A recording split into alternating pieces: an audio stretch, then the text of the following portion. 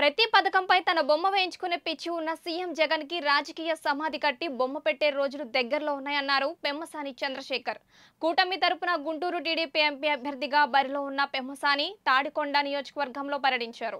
YCP ప్రభుత్వం తీసుకొచ్చిన land titling act పూర్తిగా లోపాలతో కూడి ఉందని ఆరోపించిన ఆయన ఏవైనా స్థల వివాదాలు ఎదురైతే సజ్జల దగ్గరకో సాయిరెడ్డి దగ్గరకో వెళ్లాలా అని ఎద్దేవా చేశారు. ఇంకొద్ది రోజుల్లో వైసీపీ పాలన పోయి కూటమి ప్రభుత్వం పగ్గాలు చేపట్టడం ఖాయమని పెమ్మసాని జోష్యం చెప్పారు. అంతకు ముందు జరిగిన రోడ్ షోలో తాడికొండ టీడీపీ అభ్యర్థి తెనాలి శ్రావణ్ తో పాటు భారీ సంఖ్యలో కూటమి పార్టీల శ్రేణులు పాల్గొన్నారు. ఈ సందర్భంగా పలువురు నేతలు టీడీపీలో చేరారు.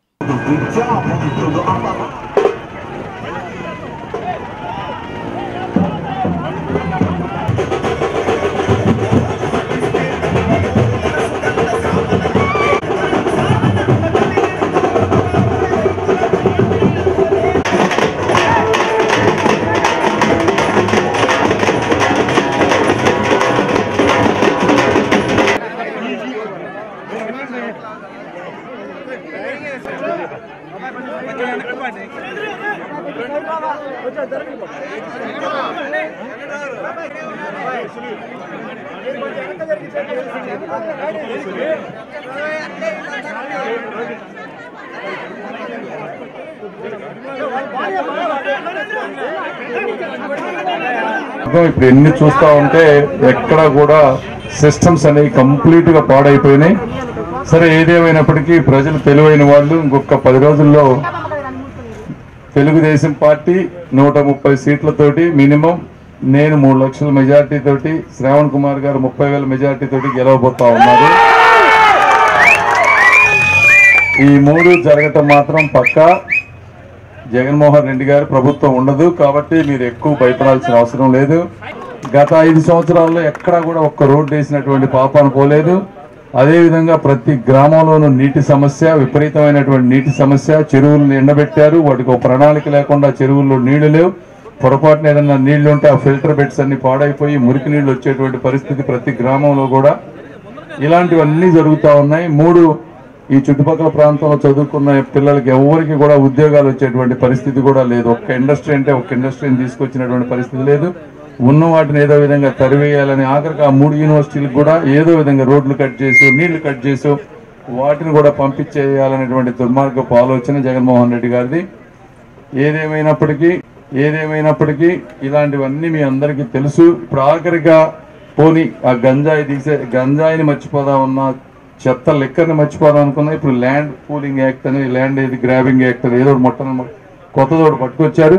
అంటే ఈ రోజు ల్యాండ్ టైటిలింగ్ యాక్ట్ అని ఈ రోజు కూడా ప్రతి వాళ్ళు చెబుతా ఉన్నారు, మేము దీన్ని కంపల్సరీగా చేసి చూపిస్తామని చెప్తా ఉన్నారు. ఇవాళ కూడా ఆఖరికి ఇంత ప్రజా వ్యతిరేకత వస్తుందన్నా కూడా ఏమి లేదు. ఇదంతా ఒక పద్ధతి ప్రకారం చేసుకుంటా పోతా ఉన్నారు. ఎదిరించిన ప్రతి వ్యక్తిని గుప్పెట్లోకి తీసుకోవటం వాళ్ళ కర్తవ్యం. చూస్తే సినిమా వాళ్ళు ఎదిరించారని చెప్పి సినిమా వాళ్ళందరినీ పిలిపించి వాళ్ళ టికెట్ల రేట్లు పెంచుతామని చెప్పి వాళ్ళని భయపెట్టి సినిమా వాళ్ళని గుప్పెట్లో తీసుకున్నారు. ఇట్లా ఎవరైతే ఎదిరిస్తారో బిజినెస్ పీపుల్ ఎదిరించడం, చివరికి ఆఖరిగా జనాలని అన్ని సర్వేలు చేశారు. మీరు చూస్తుంటారు, సర్వే రాళ్ల కోసం కొన్ని 100 కోట్ల రూపాయలు ఖర్చు పెట్టి అక్కడ ఆ సర్వే రాళ్ల మీద జగన్మోహన్ రెడ్డి గారి బొమ్మలు చెక్కిచ్చారు. కొన్ని 100 కోట్లు ఖర్చు పెట్టి పాస్ పుస్తకాల్లో ఆయన బొమ్మ, దస్తావేజులు స్టాంప్ పేపర్స్ మీద ఆయన బొమ్మ.